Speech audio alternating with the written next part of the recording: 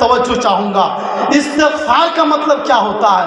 ہم عام طور پر کہتے ہیں کہ استغفار کرو، استغفار کرو، توبہ کرو، تو توبہ کا مطلب ہوا کہ رجوع کر لینا ہے، واپس آ جانا ہے۔ اور استغفار کا مطلب کیا ہوتا ہے؟ استغفار کا مطلب کیا ہوتا ہے؟ علماء جانتے ہیں کہ استغفار یہ باب استفعال کا مصدر ہے، اور اس باب کی خاصیات میں سے ایک خاصیت یہ ہے طلب ماخذ۔ اور استغفار کا مطلب یہ ہوتا ہے کہ مغفرت کو چاہنا۔ استغفار کا مطلب ہے مغفرت کو چاہنا، اور مغفرت کا مطلب کیا ہوتا ہے؟ مغفرت کا مطلب ہوتا ہے مٹانا، مغفرت کا معنی ہوتا ہے ختم کرنا۔ اب ہم نے کہا کہ رب سے آپ استغفار کریں، رب کی بارگاہ میں استغفار کریں، مطلب یہ ہے آپ مٹانے کا مطالبہ کریں۔ اب کن چیزوں کو مٹانے کا مطالبہ کیا جائے گا؟ اللہ کی بارگاہ میں ایک بندہ استغفار کرے گا تو مطلب یہ ہوگا کہ اللہ کی بارگاہ میں وہ مٹانے کا مطالبہ کر رہا ہے۔ اب کس چیز کو مٹانے کا مطالبہ کر رہا ہے؟ وہ کس چیز کو مٹانے کا مطالبہ کر رہا ہے؟ وہ کون سی چیز ہے؟ وہ انسان کا گناہ ہے، وہ انسان کا پاپ ہے، وہ انسان کی برائی ہے۔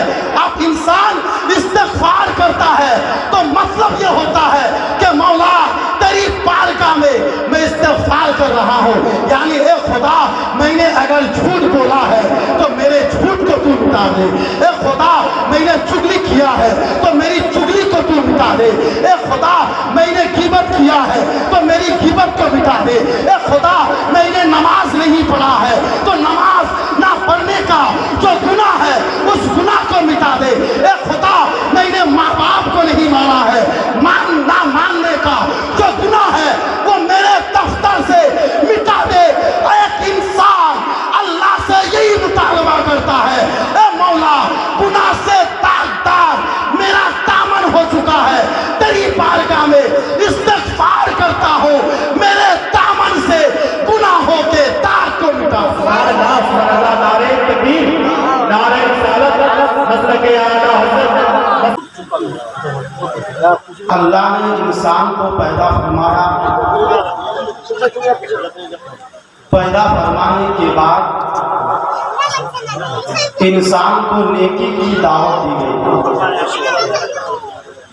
اچھے اعمال کا پیغام دیا گیا، لیکن چونکہ انسان کے اندر نیکی کرنے کی صلاحیت کے ساتھ ساتھ انسان سے شیطان کے مکر و فریب سے گناہ بھی ہو جاتا ہے، انسان سے پاپ بھی ہو جاتا ہے، تو پھر اللہ تبارک و تعالیٰ نے انسان کے لیے ایک راستہ ہموار کیا ہے کہ اے میرے بندو، تم کو نیکی کی دعوت دی گئی ہے، تم کو اچھائی کا پیغام دیا گیا ہے، تم کو بھلائی کا پیغام دیا گیا ہے، تم نیکی کرو، تم اچھا کام کرو، لیکن اگر تم انسان ہونے کے ناطے پر تم سے اگر کوئی گناہ ہو جائے، تم سے اگر کوئی پاپ ہو جائے، تم سے اگر کوئی غلطی ہو جائے، تم سے اگر کوئی خطا ہو جائے، تو اے انسان تو گھبرانا نہیں، تو پریشان مت ہونا، تو بے چین مت ہونا، تو بے قرار مت ہونا، تیرا رب بہت بڑا ہے، تیری رحمت، تیرے رب کی رحمت بہت بڑی ہے، تیرے رب کا دروازہ کھلا ہوا ہے۔ اگر تجھ سے کوئی گناہ ہو جائے، تجھ سے کوئی پاپ ہو جائے، تجھ سے کوئی غلطی ہو جائے، تجھ سے کوئی لغزش ہو جائے، تو تیرے رب کا دروازہ کھلا ہوا ہے، تو اپنے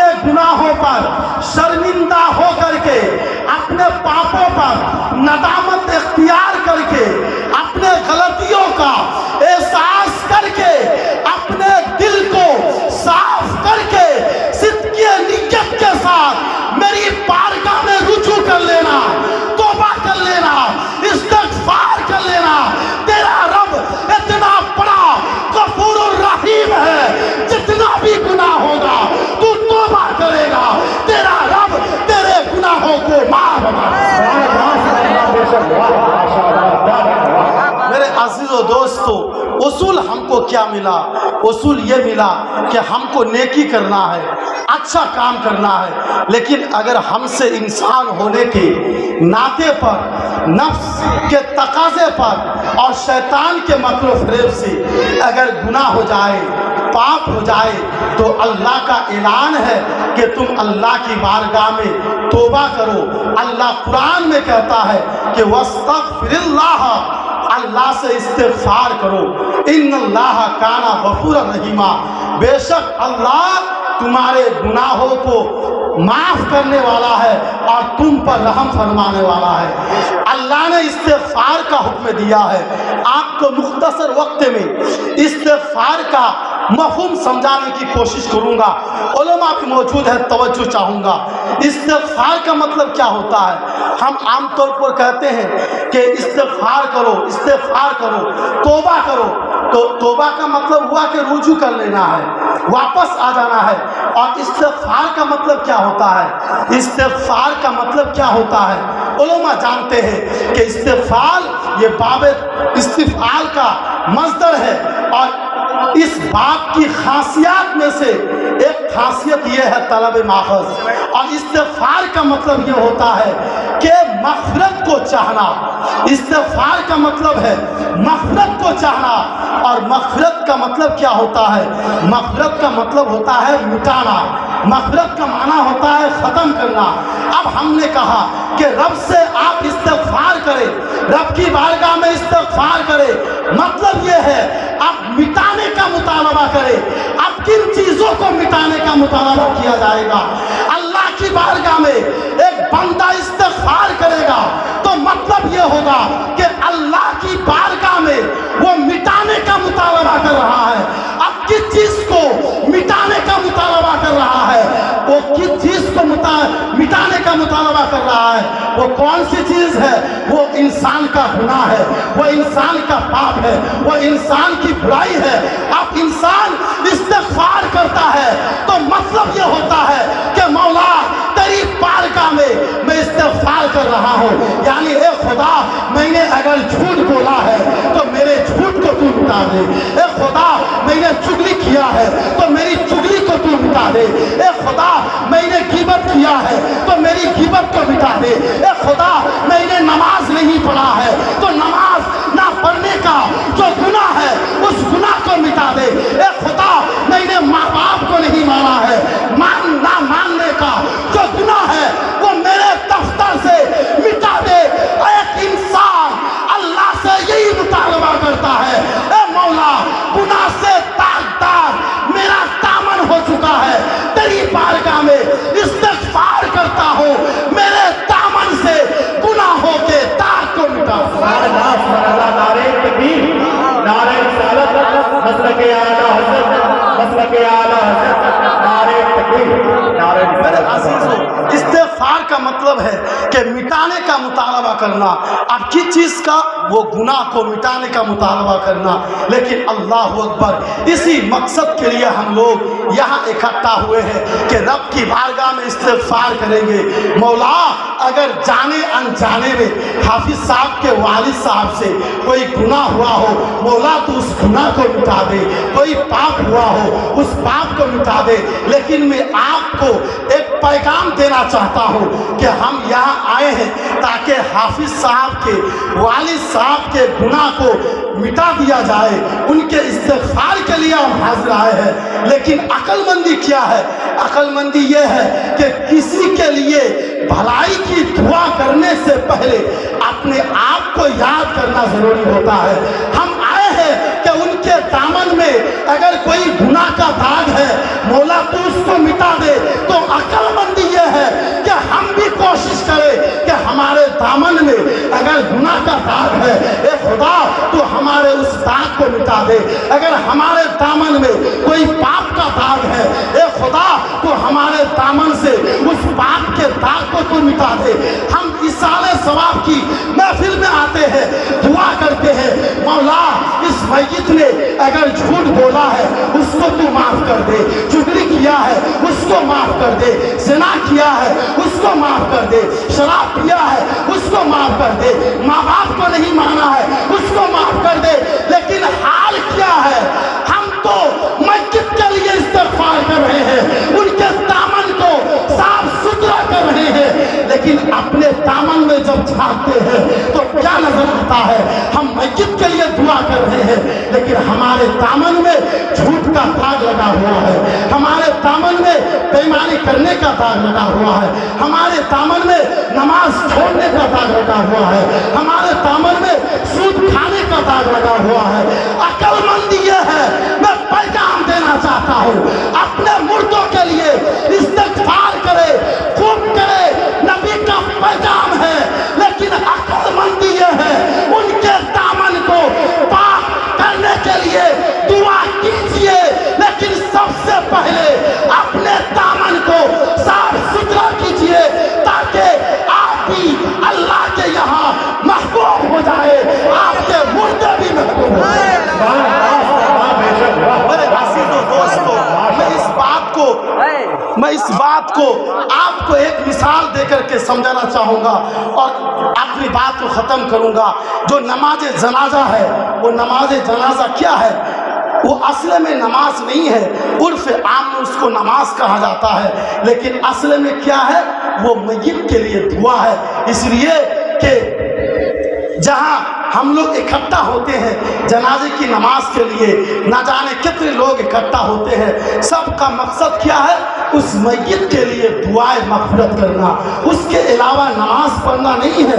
नारे तकबीर, नारे तकबीर, नारे रिसालत, मसलक आला हज़रत शायर हिंदुस्तान हुसैन रज़ा फैज़ी, शायर हिंदुस्तान हुसैन रज़ा फैज़ी, नारे तकबीर, नारे रिसालत।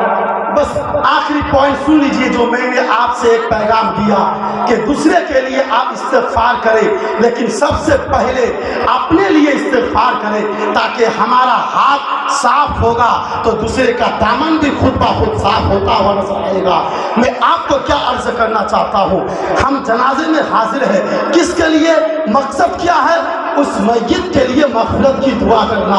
लेकिन अल्लाह अकबर, उलमा मौजूद है, शोरा मौजूद है, मुफ्तियाने किराम जलवाबार होंगे, लेकिन उस जनाजा में तो इमाम साहब दुआ करते हैं। आप लोग जो दुआए मग़फ़िरत करते हैं, क्या आप सबसे पहले उस मैयत के लिए दुआए मग़फ़िरत करते हैं या अपने लिए दुआए मग़फ़िरत करते हैं? जनाजा आपको क्या पैगाम देता है? वो मुर्दे का जनाजा आपको क्या पैगाम और क्या एहसास दिलाता है?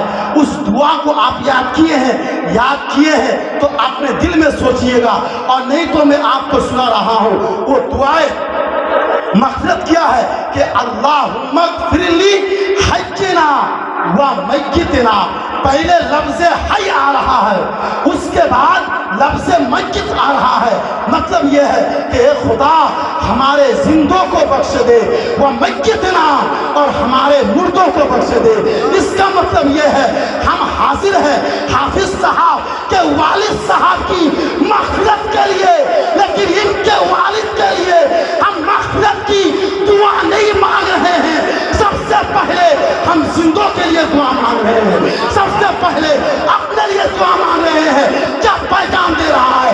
अल्लाह कह रहा है, ए लोगों, सबसे पहले अपने लिए दुआ मांगो। जब तुम खुद पाक हो जाओगे, जब दुआ करोगे तो खुद ब खुद उस मैयत को तुम्हारे सदके से अल्लाह पाक को साफ पैगाम, यह है अल्लाह आपको पैगाम देता है। लेकिन हम लोग क्या करें? हम लोग गौर व फिक्र नहीं करते हैं, हम लोग सोचते नहीं है। हम नमाज पढ़ते हैं, 2 रकअत की नमाज पढ़े या 4 रकअत की नमाज पढ़े, आखिर में दरूद इब्राहिम के बाद दुआए मासूरा पढ़ते हैं। उस दुआए मासूरा में भी हम लोग क्या करते हैं? वहाँ पर भी सबसे पहले हम अपने आप को याद करते हैं। दुआए मासूरा क्या पढ़ते हैं? अल्लाहुम्मा ग़फ़िरली, ए खुदा तू मुझको बख्श दे, वले वालिदैया, फिर मेरे माँ बाप को बख्शे दे। नमाज कहती है ए इंसान, माँ बाप के लिए दुआ मांगना ठीक है, लेकिन माँ बाप के लिए बाद में मांगना, पहले अपने लिए मांगो। जब बेटा अल्लाह के यहाँ महबूब हो जाएगा तो बेटे के सदके से अल्लाह उसके माँ बाप को भी महबूब बनाएगा। मैं अपनी बात को इन्हीं अल्फाज के साथ खत्म करता हूँ। दूसरे के लिए इसाले सवाब कीजिए, इस्तिग़फ़ार कीजिए, लेकिन अपने आप को भूलिएगा मत, क्योंकि आपसे दूसरे के बारे में पूछा नहीं जाएगा, आपसे आपके बारे में पूछा जाएगा। बस अल्लाह से दुआ करते हैं अल्लाह हम सबको हिदायत की तौफीक अता फरमाए।